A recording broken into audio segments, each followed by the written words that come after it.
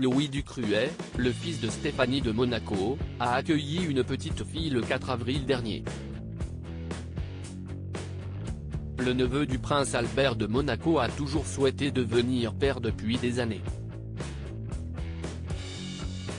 Sa petite fille est née dans une chambre très symbolique d'un centre hospitalier très spécial. Louis Ducruet, le fils de Stéphanie de Monaco, est aux anges. Le jeune père de 30 ans avait déclaré au magazine Gala au mois de décembre de l'année dernière son souhait de devenir papa depuis longtemps. Le fils de la princesse monégasque avait alors dévoilé qu'il voulait devenir père depuis l'âge de 26 ans. Son premier enfant avec son épouse Marie, une petite fille, était attendu à la mi-avril. Apparemment, elle avait aussi hâte de se retrouver dans les bras de son père.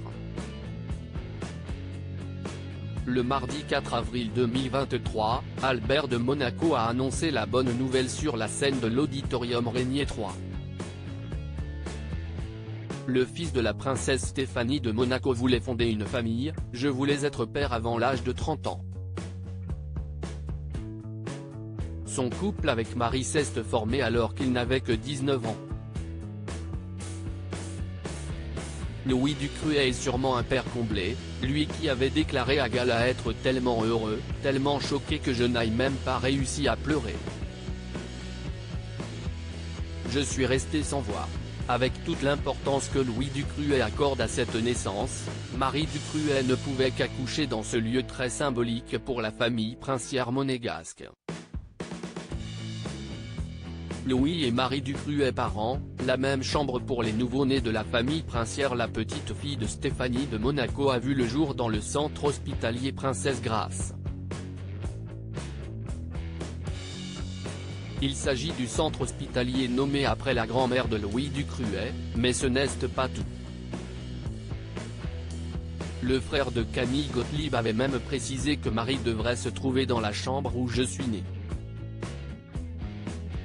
Une chambre est réservée pour la famille princière lorsqu'il y a un accouchement. Normalement, ça devrait être la même, avait expliqué Louis Ducruet à Gala. À propos de l'auteur l'introverti et passionné de l'écriture, j'ai rejoint l'équipe de Closer en 2021. Je suis également une grande admiratrice des romans épistolaires et de la science-fiction, et une fervente fan des animations japonaises.